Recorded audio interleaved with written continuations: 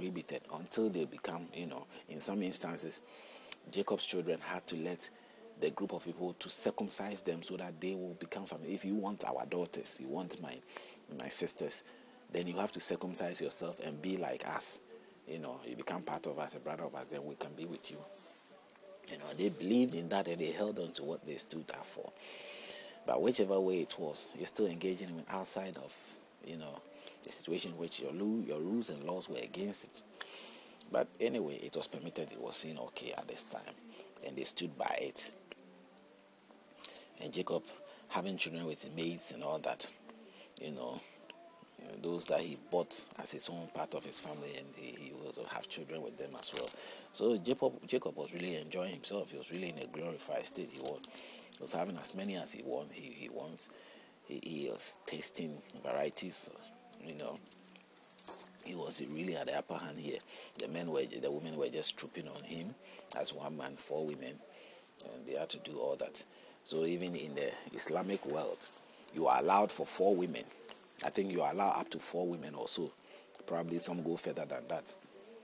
But it's more obvious that they are allowed for about 4 women to sort of be with them, And Jacob leaves Laban. After all these things, he has his family. He was having problems with them in terms of he served, what he got. Laban has to give him a fair share. Laban was cheating him. His uncle was cheating him all the time. But Jacob didn't give up. He stood by, the promise that he had from God, the visions and all that. And it finally paid off that Laban, his uncle, had to give him the chance to go. Even that he pursued him to some sort to bring him back again and all that, because he knew the presence of Jacob was making a difference. He's a hard-working guy, and anything he touches was flourishing. So he wanted to keep him and hold him there, That's the attitude of men. When a man discovers that using you can make him successful, he will use you to achieve his success as long as he can. Even if he achieved to some level that he have to let you go, he will let you go, because his way of life, prevents him to let you go, because he wants more. And the mere fact that he's always losing out, because if by using you he get 10 million pounds, his way of life has raised, his living standard has raised, his consumption level has gone up. He spends his money uselessly, and how he's back to the main situation again. So he can never release you to go, unless the person sort of is somebody who is able to get his finances right and his expenditures right and all that. Then he will get enough that by your presence he will say, okay, I have to let you go. But it's normally not the case.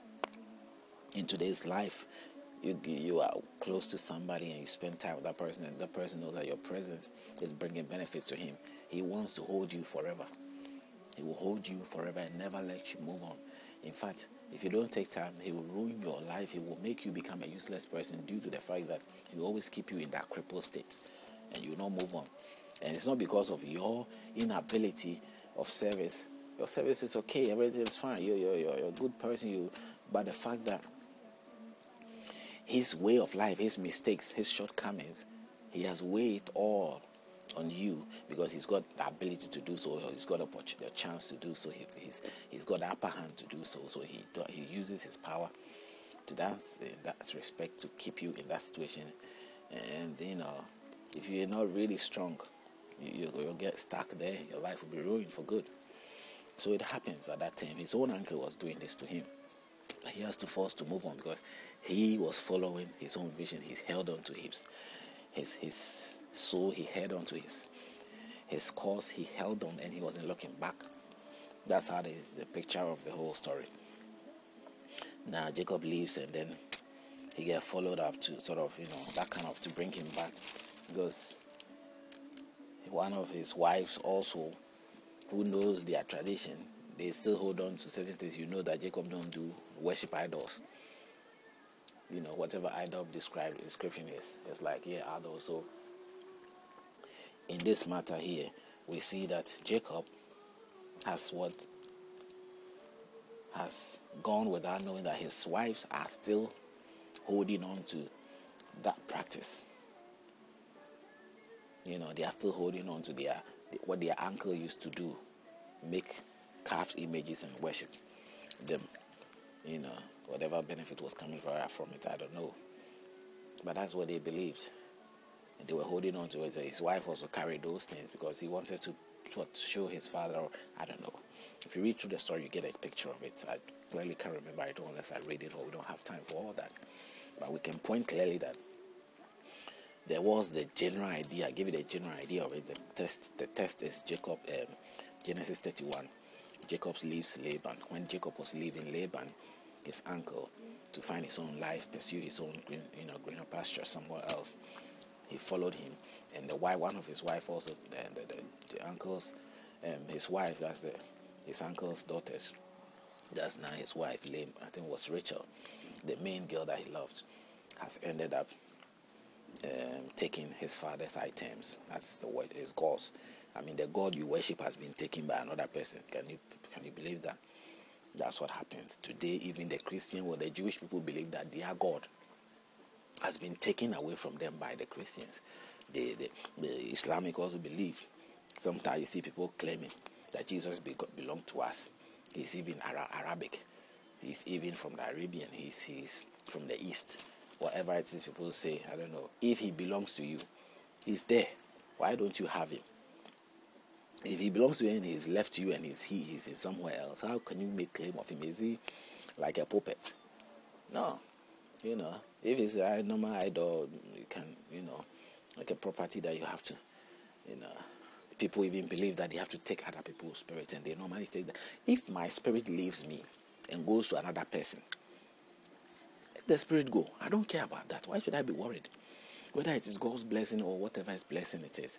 If a spirit of another person can leave and transport itself somewhere, that is what the spirit wants. The spirit wants to go there. It doesn't like you, and he's going somewhere else. Why should you be worried? You see, the mental mind of people has not gone to that level of maturity to understand things. I think that's what is going on, which is crazy to me. It's craziness. I mean, I heard someone tell me that somebody's taking my brains. It's possible that people do all kinds of weird things, but whatever it is that's yours is yours. Somebody can't take my nose unless they force me, put me in certain situation, cut the nose, and you take it. But whatever you are, your natural state you are, is still you. It hasn't changed. If spiritually things are being changing into your life, fine.